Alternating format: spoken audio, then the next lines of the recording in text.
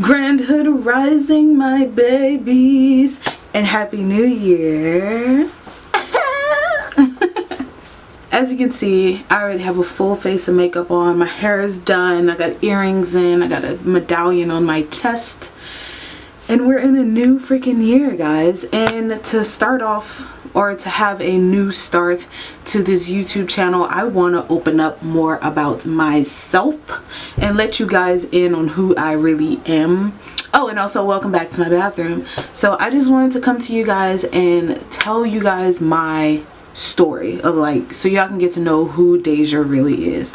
But before we get into that, I want you guys to hit that subscribe button. I also want you guys to hit that like button just to let me know that you are excited for this new year and ready for the new content that I have in mind for you guys and all the adventures that we plan on going on together. And yeah, I love you guys so much, and let's get into the video.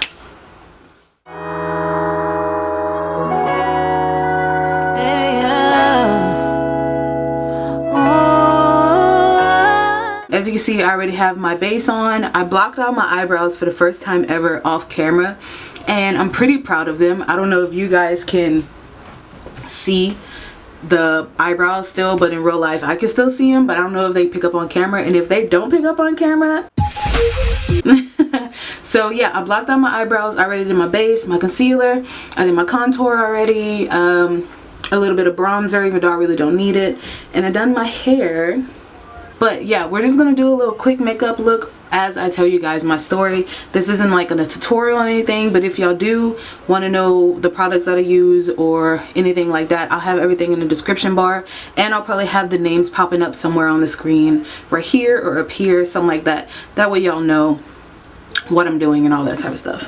So I'm gonna get started. For those that don't know, hi, my name is Deja Knight. I am from Lafayette, Louisiana, born and raised, but also was raised almost all over in the South, from Kentucky to Ohio to Texas to back to Louisiana, and now I'm here in Washington. If y'all don't know, I moved here to Washington in 2019. But my backstory, I was raised by a single mother. My mother, I don't think y'all seen her on my YouTube channel before, but I was raised by a single mother, and we traveled around a lot, not because of like jobs or anything, but just because that was my mom's thing. We just like to travel a lot, and it didn't affect me whatsoever. My father wasn't in the picture. You know how that goes. I have no resentment towards him for that, but he wasn't in the picture, and I had a lot to figure out from that standpoint in life of not having a male role model in my life, even though I'm a girl, and people usually think that guys need to have more of a male role model, but females need a daddy in their life too. That way they know how this should be loved and all that type of stuff. So let's start from the beginning, I guess. I was born in Lafayette, Louisiana at 8:52, 8:53 in the morning. I'm a Cancer, for some people that might want to know. And yeah, I grew up, I had a really good childhood in my opinion. I wasn't one of those children, I grew up in the 90s, so I wasn't one of those kids that wanted technology. I was happy with just my PlayStation 1, my GameCube, and a bicycle, some skates, and friends, you know. So I had a pretty good childhood. I wasn't necessarily bullied, but I was looked at more sexually as a child because I did have bigger boobs than normal for a child. So growing up with puberty and all that stuff, had a lot of attention from the males in like middle school and high school because I had a bigger chest. So that kind of developed my sexuality pretty early because I was exposed to it pretty early. In the last video, in my the makeup video that I done for the end of 2020 to 2021, I talked about me and my mom's relationship, and it was a good relationship. What did I say specifically? I'm not gonna even get into it, but I was talking about how growing up, me and my mom's relationship got hardened a little bit when she got into her marriage, well, ex-marriage now, or previous marriage.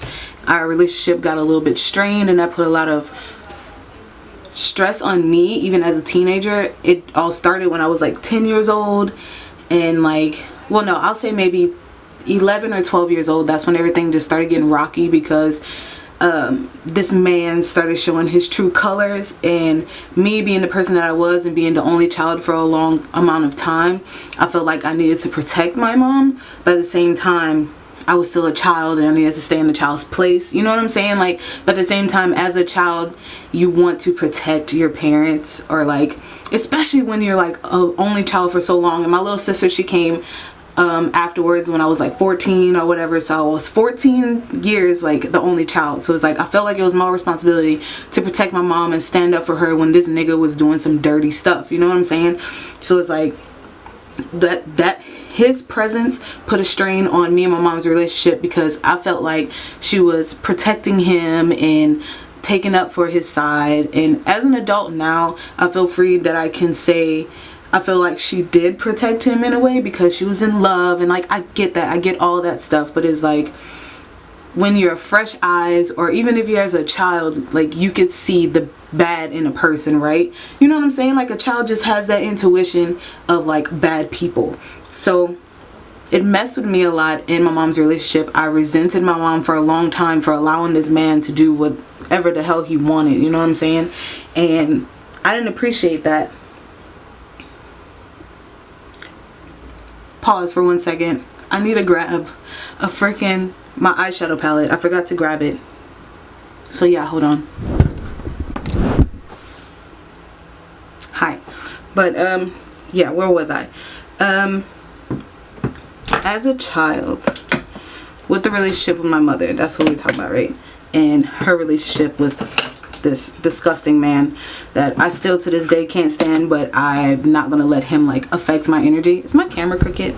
Okay, but yeah, I no longer allow this man to affect my energy, so I feel like I can talk about this now without getting angry. But it's always like when he was around, it's always been like drama, hatred. Like this man would steal from my mother.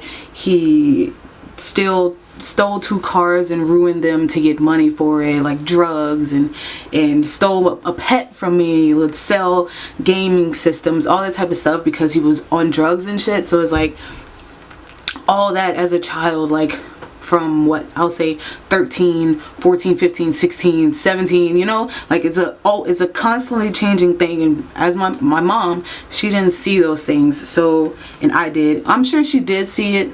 You know what I'm saying? Like, of course, she's an adult. She saw the stuff. But again, she was in love and all that type of bull crap. So, yeah, I was exposed to sex very early. Growing up, I don't know what it was, but sex was everywhere. You know what I'm saying? Especially in the 90s, early 2000s. Sex was in music and all that type of stuff. And it was one of the things that was on my mind. And that's why I have, like, the sexual personality thing that I have now, is because I've been into it for a long time. I didn't lose my virginity until I was 17, 18 years old, so it didn't affect me having sex and all that type of stuff. It just piqued my interest at a very early age, like pornography, masturbation, all that type of stuff struck my interest at a very early age, and I feel like it developed me sooner than it should have. Like, I'm not mad at it. Like, I still had a head on my shoulders. I was still into my schoolwork and all that stuff. Ooh, speaking of school, like, I transferred schools a lot, even in the same states. I moved around a lot, and I went to multiple different schools. Just getting to know people was really hard for me, and that's why I feel like it's really hard for me to open up and let people in, because for so long I had to learn new people constantly, or just build a wall up against myself, because people always had like their own opinion about somebody, and so on and so forth, you know what I'm saying? So school, getting to know new people, trying to figure out who the hell I was, because being the fact that I didn't stay in one location for a long time, and getting to activities was really hard, because, you know, constantly moving. Probably moved every 2 years, so trying to get in activities to meet people that are, meet teens and young adults that were like me or anything. I could probably say when we lived in Kentucky, in Hopkinsville, Kentucky, I went to Hoptown High School. Shout out to the Tigers, you know. But I went to Hopkinsville High School, and for the first time ever, we've been there, I was there long enough to attend the first anime club in any high school I've ever been to, right? So it's like, that's why I met most of my friends that I probably still have maybe 2 or 3 friends from that era in my life. And it was so nice being around people that are like me, you know what I'm saying? Like the weirdos and the anime geeks and the band geeks and all that type of stuff. So it was really nice. And then we end up moving again. Where did we move to this time? I think after that we moved to Texas to get closer to my family members, my aunt, her kids, my grandmother, and all that stuff. So in Kentucky, the first time we moved to Kentucky, that was when I was at Hopkinsville High School, and it was cool. Like, it was chill. My mom was not out of it, but got separated from the guy that I was talking about. They separated for a minute, and we just lived our lives, you know. My mom was working, making good money, and my sister was born at that time, and we had a little house with a tree in the front yard, all that stuff. It was like perfect, you know. And then this dude came back, and at that time we were forced to be back to go into a shelter for women and children.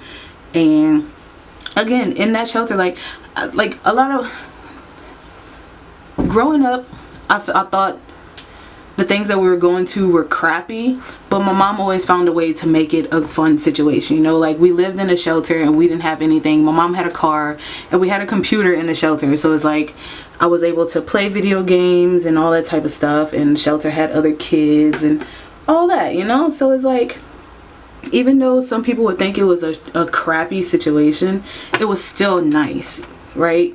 Like, me and my mom, we would hang out after she get off of work, and after I got off of school, me and my little sister, and we would just go down to the kitchen, make some snacks and stuff. And like, it was a nice time. Like, I've never felt like I had a crappy time as a kid. I mean, like, the whole guy situation with my mom and the fighting and the arguing and the stealing and all that stuff, yeah, that stuff really sucked, but it wasn't like end of the world, because my mom always found a way to get back out of it. Like, she always built herself back up in some way, shape, or form, until this guy came back into the picture, you know. And that's when everything fell apart. So he was basically her weak spot, like her weakness, the things that broke her down and like made it really hard for her. So yeah, that was Kentucky. And then Texas, my grandmother moved in with us for a moment when we lived in Texas. Rest in peace to my grandmother. But she lived with us for a while, and the guy that my mom was married to at the time, he was not allowed around the house. My sister was a newborn. My sister was born in Texas, so she was a newborn. Oh yeah, we went to Texas before we went to Kentucky. Sorry y'all, this timeline is really all messed up, because this is the first time I actually like sat down and like recollect everything that went down in my life, and I want to do that with you guys, all the good, the bad, and the ugly, you know what I'm saying? But my grandmother was living with us. My sister was a newborn, and this guy was not allowed to be around. So I just want to talk about one story. It's like, we was living in Texas, we were living close to a highway or whatever, and I don't remember where I was, but my grandmother was home, and my little sister, she was still a newborn, was still at home, right? And my grandmother heard something. Remind you, my grandmother's a Louisiana woman through and through, and she heard somebody trying to break into our apartment, right? Tell me why. She grabbed her gun. She grabbed her gun and shot this fool. Whoever it was, still don't know who it was to this day. Shot him in the ass cheek. Like, what? My grandmother at the time was maybe like in her early 50s, you know? So it's like, she was packing. She was packing, yo, and she shot this dude in the booty hole because she was trying to keep, not the booty hole, but trying to keep my sister and the household and herself safe. And I think that was like, when I heard that, I was like, that's so dope.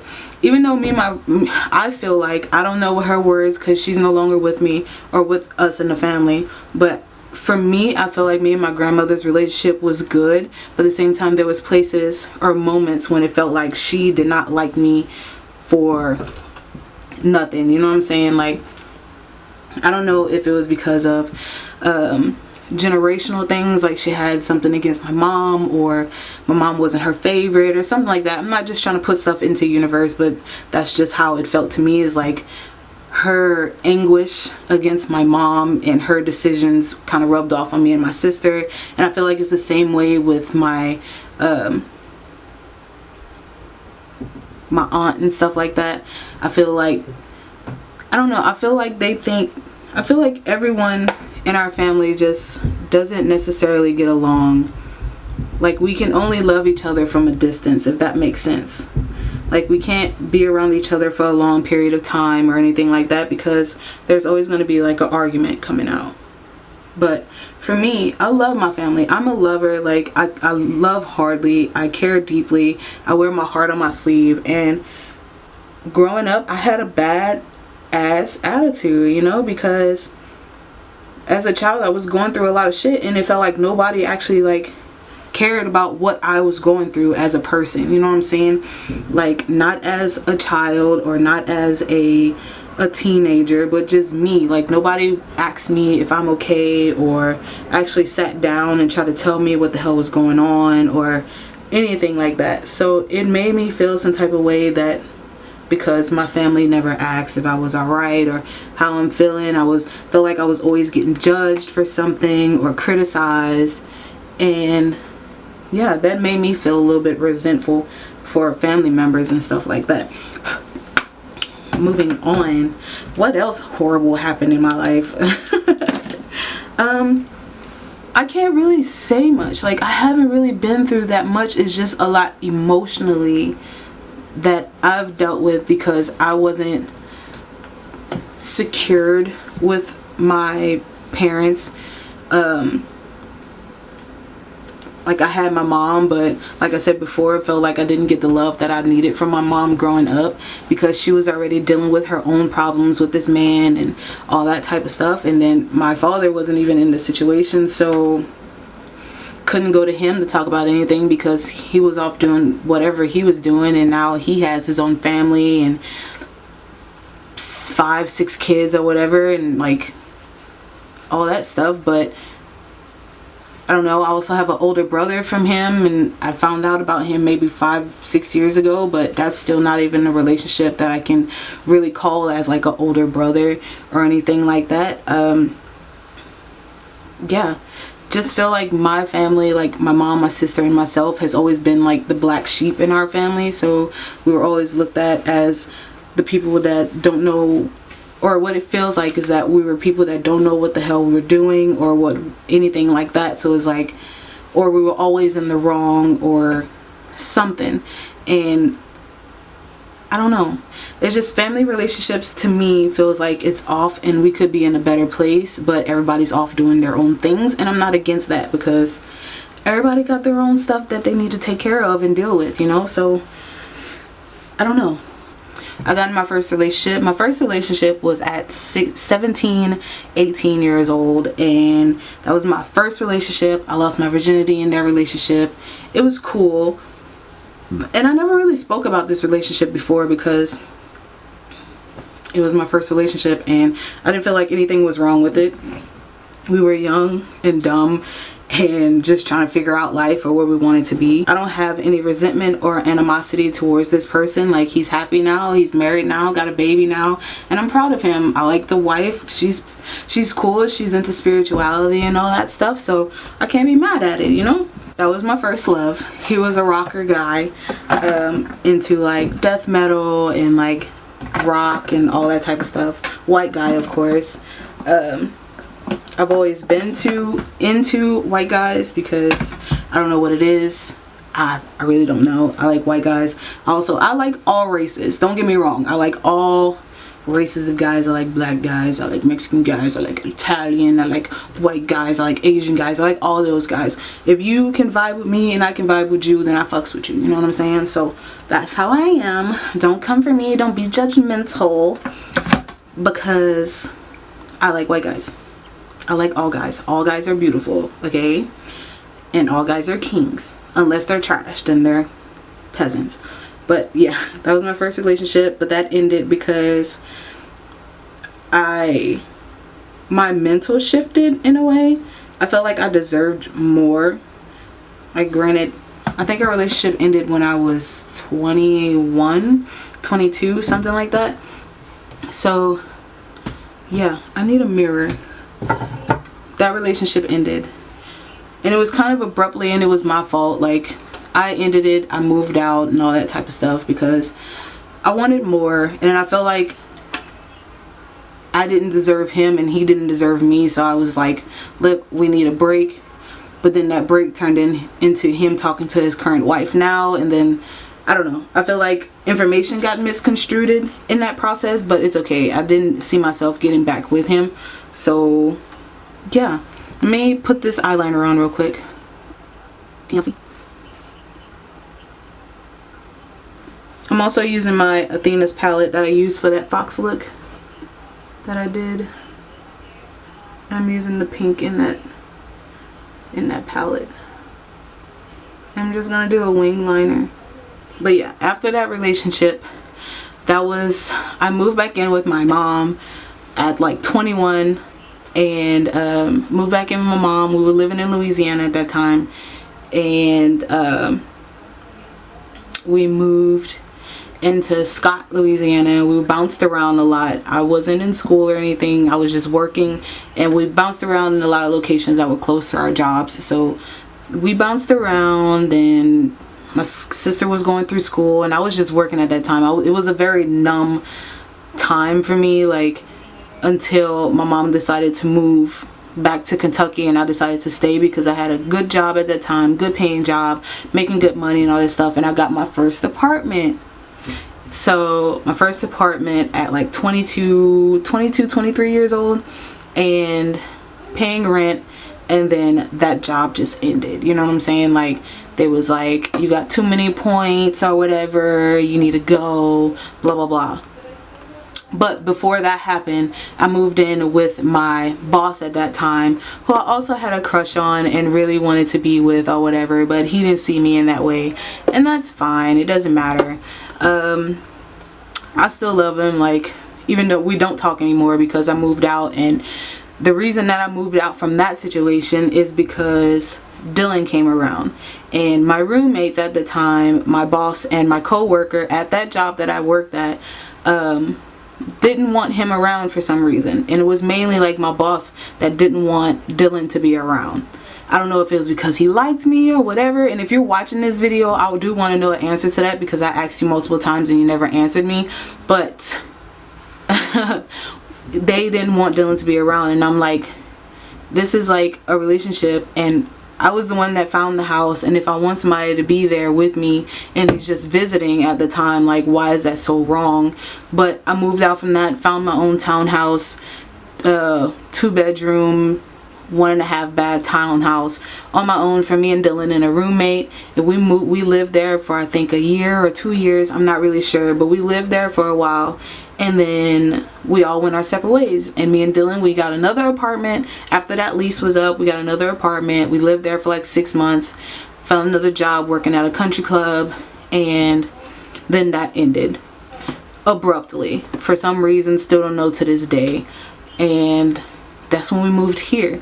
Like, a lot of stuff has happened, but I haven't let it break me. Like, before Dylan came along, and when I was living in the apartment by myself, and that was after my first relationship. Like, we've been in a relationship for like 4, almost 5 years. So it's like, and it was my first relationship, so I didn't necessarily know how to be on my own, if that makes sense, because I was still a baby, you know. When I got into that relationship and we broke up, I had to figure out how to be on my own. Like, I moved in with my mama for a little bit to get my money up, and then I wanted to get my own apartment because my mom was moving to Kentucky, and I did not want to move back to Kentucky.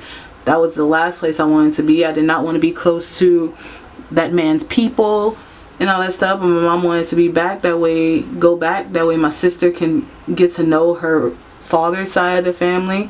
And I'm not against that. My mom wanted to do the same thing for me with my dad.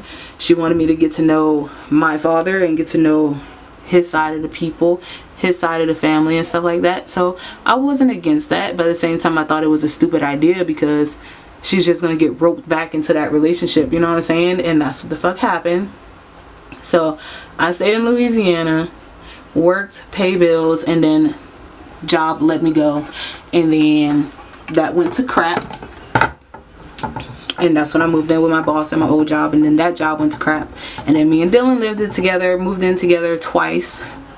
And then the second job that I got ended. It's like, I don't know what it is, but jobs don't like me very much, and that's why I'm tired of working for other people. So that's no longer a thing. I'm not working for nobody no more ever again. So me and Dylan lived in this apartment, and once our jobs like ended there, we were like, okay, let's just move to Washington, you know, like at that time. Or no, we didn't move to Washington yet. We moved to Kentucky with my mom because my mom says she'll help us out and all that type of stuff. And this is where stuff got like really messed up for me, because I was an adult at that time and I had my own voice and all that stuff. So moved in with my mom, me and Dylan. We lived with her for 3 months until we were until we were able to build our money up to get our own little house, right? In those 3 months of me and Dylan living with my mom, a lot had happened. The police were called, there were arguments, there were fighting between me and this man. There was a lot of arguing with him, threatening to kill me, my mom, and his own child, my sister. Threatened to shoot us in the back of the head. And I know this is very vulgar, so if you don't want to hear it, or I censor it or something, I don't know. But yeah, he threatened to kill us and all that stuff, and that was like the last straw for me.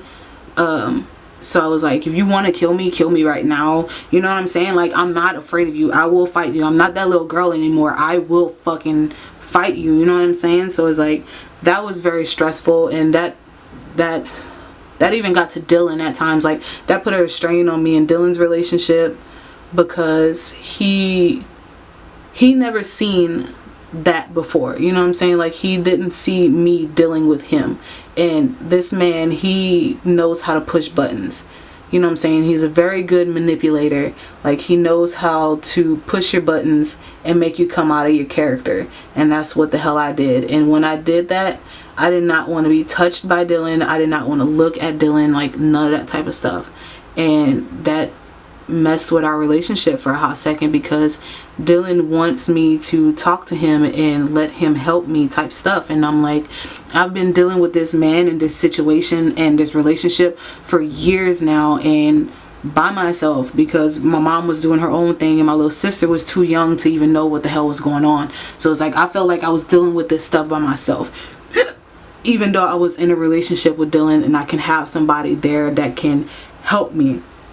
But I didn't want that. Like, I yelled at Dylan, telling him to get the hell out my face. Like, don't touch me. Like, I just want to kill this man. I want to beat him with a belt, a bat, anything that can, like, severely injure him. You know what I'm saying?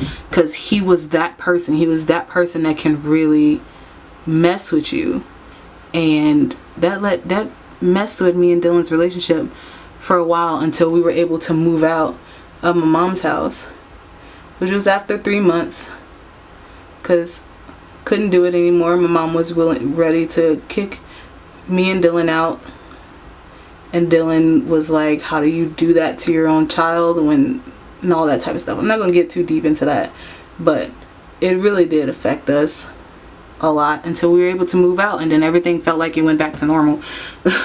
Even though there was no conversation about what happened or how are we going to fix this as a family, like none of that stuff, because you know how black parents are. Like, They act like nothing wrong. Like when you get a butt whipping, they just come in and be like, you hungry? Come on, eat, like whatever the fuck, you know? So it's like, that's the type of thing that happened. But now that I'm adult, I did talk to my mom about that, and we're on the same page, and we have understanding, and we have that mutual respect on how we both handle the situation. Is like, I do give props to my mom for dealing with that bullcrap for so long, like 15, 16 years, and still dealing with it to this day, because that is the father of her youngest child. So it's like, and getting my sister on track is pretty hard, because she does have her father's blood in her. So it's kind of like, you know, you gotta beat those demons, you know what I'm saying? So yeah. And then after that, it took us maybe a year. We were in Kentucky. Me and Dylan moved out from my mom's house. We were in Kentucky for like a year in this little tiny house. It was like $395 a month for rent. So it was like we was living a life. I was working for a company, like a big deal company, making good money, coming home with like $1,200 checks every 2 weeks, and having good money. On the rent was like $395. Electricity, it's prepaid electricity, so you could put like $20, $30, however much money you want to put on your electricity. And the same, no, and I think it was the same thing for water too, but I'm not sure. But in the water bill and in our cell phone bills, so like we were living good. So we were able to save up, and that's when the Bali situation came around. Like we was like, okay, we've been working really freaking hard, we've been through a lot, so let's just have a vacation. So we just saved up until we were able to go to Bali. And then in 2019, we went to Bali, Indonesia for a month. Was it 2019? Yeah, 2019. 2020. Yeah, 2020. In the year 2020, that's when we went to Bali. And it was nice. And we were forced to come back because of COVID. And now we're here, you know what I'm saying? But when we came back from Bali, it was really nice, because we were gone for a month, didn't have to worry about politics or anything like that. So it felt good to be home and get a chance to just relax from the traveling and all that stuff. And then maybe months later, that's when, I want to say maybe 3 to 4 months after we got back home, that's when my mental started to shift. And that's when things started getting hard, because work is impossible to find right now, and still to this day I don't have a job. So trying to figure that out. But I really don't want to go back to work, because I don't want to work for people that really don't give a damn about human beings, you know what I'm saying? So I'm not in no rush. I am looking for jobs, don't get me wrong, I'm still looking for jobs. But if they're telling me no or rejecting me within the same day, you know what I'm saying? Like, I put in an application at 8 o'clock in the morning, I get a rejection at 5 o'clock at night, you know what I'm saying? So if that's how it's going to be, that's just how it's going to have to be. And I'll try my best until something comes up. But until then, I'm going to focus on trying to get myself together and get my business together and all that type of stuff.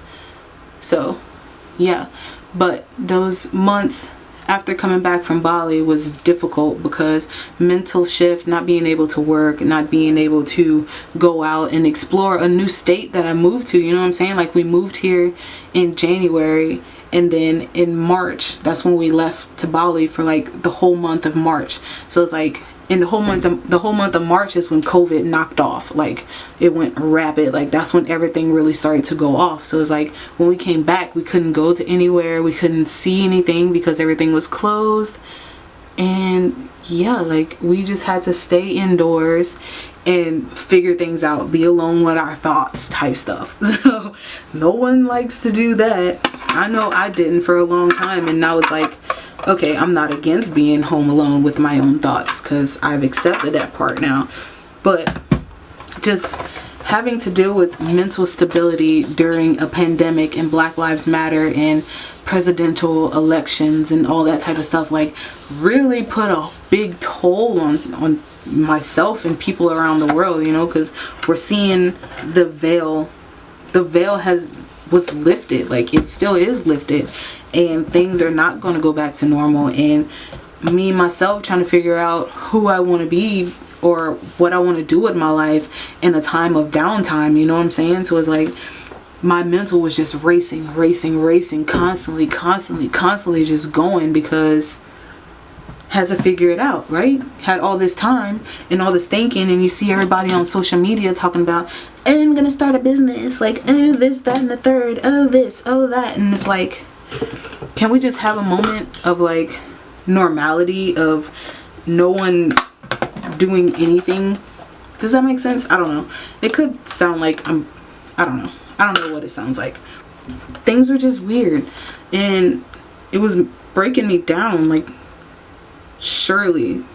Like, it was breaking me all the way down, because I wasn't happy where I was in life, because I know what I'm capable of, and no job was giving me the opportunity to be the best person that I can be, or mainly just jobs, or not being able to get out in nature because we didn't have a car at that time, or don't have the money, you know what I'm saying? Because I'm not working. I can't do stuff on my own. Like, I would have to depend on Dylan in order to do stuff, and that's not the type of person that I am to depend on anybody to get something. Like, I have no problem asking for help. Asking for help and depending on somebody is completely different, and I don't like that. I don't like having to depend on people. I'd rather do the stuff that I want to do when I want to do it, without having to ask for permission. And that's how I feel about jobs. But it was just really hard, and it's draining to try to figure all this out when you don't have the funds to actually start it. If that makes sense. Like, for me, I want to start a business. I want to start making music. Like, for the business, I have to get an LLC, you know what I'm saying? And then I would have to get materials to make the products that I need, a sewing machine, vending licenses, and all that type of stuff. It's like, I know the steps that I need to take in order to achieve my goals. It's just a matter of making the money or finding the resources. And I know a lot of people are saying, oh, well, you can apply for this, that, and the third. And it's like, I've applied for a lot of things, but yet I don't. There's a difference between applying and qualifying. I'll say that. There's a difference between applying and qualifying, because I can apply for everything under the sun, but if I don't qualify for it, I don't get it. You know what I'm saying? So it's like, there's only so much I can do without the resources. Or if I don't qualify for something, then I don't qualify for something. I can't do it, so I have to find another way. And I can hustle, but there's only so much hustling I can do. I can invest, but there's only so much investing I can do, because I ain't got no money. So it's just a vicious cycle, and that's what I've been dealing with recently, is just this vicious cycle of trying to figure out how to get the ball rolling. And just me talking about it and me planning for it is already a step in the right direction, and I know that. Like, I know I'm taking the right steps to get to where I need to be. Like, I'm not mad at that part. I'm not. And I won't be, because I know the steps that I have to take in order to achieve it, right? So yeah, I'm not mad. Like, I'm not mad. I know it's gonna, because everybody's process is different. Everybody's moving at different speeds, and that's okay. I just know that my story or my time is gonna come when I'm ready. You know what I'm saying? And I need to learn to be more patient, because that's one of the things that I don't have yet. And is patience. Like, I don't have patience for stupidity. I don't have patience to wait around and wait for somebody else or the universe to make things happen. And I feel like I need to learn how to do that, because it's not gonna work out if that's what the frick you're doing, you know? Let me set my face real quick, or set my eyeballs. Okay. Yeah, has any of y'all ever felt that, of like, feel like you're stagnant or you're stuck in a place because nothing's going the way that you want? Let me know down in the comments, because it's still getting to me, but I'm learning to get past it. I know things are going to get better. I know things are going to get way better. I hope. So I'm just going to go ahead and finish my face off camera, and then I'll come back with a closing statement. So yeah.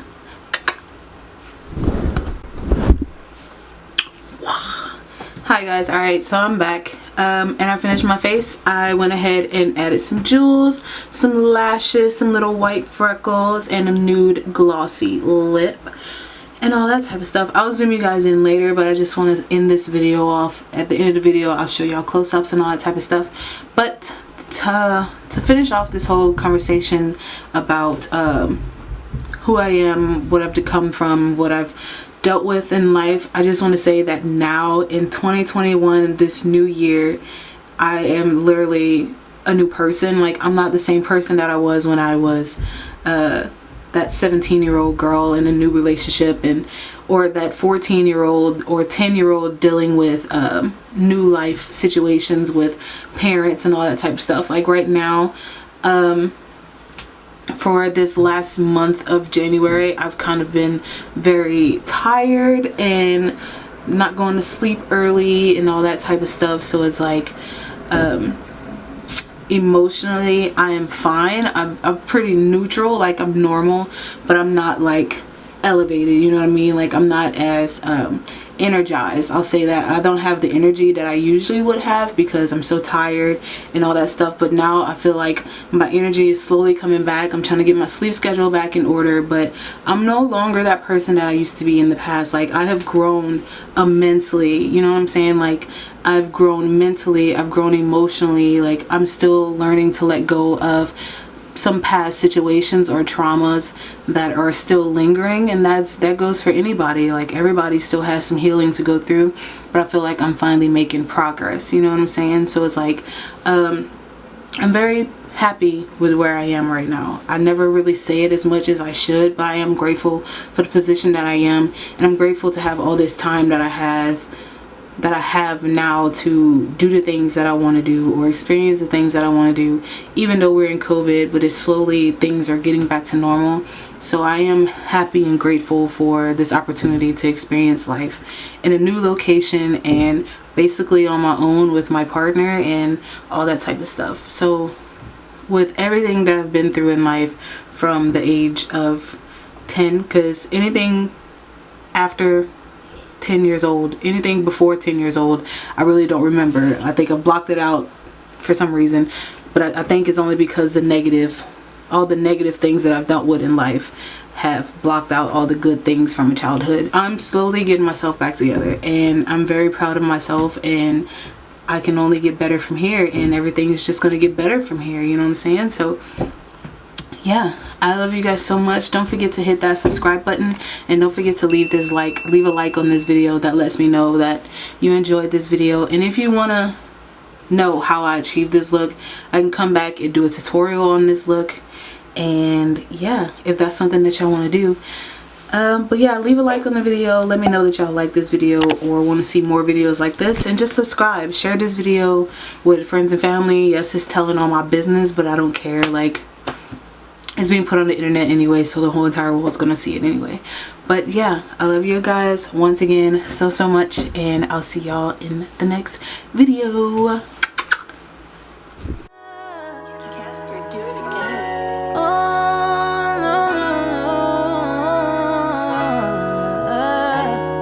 See me poppin', I'm a blossom. I don't need a Batman to my Robin. I'm official on a Gotti. You can hit a vroom vroom in my Rari. I'm not sorry, no, I'm not sorry. It's official, I'm a problem. I done made it this far, I'm not sorry.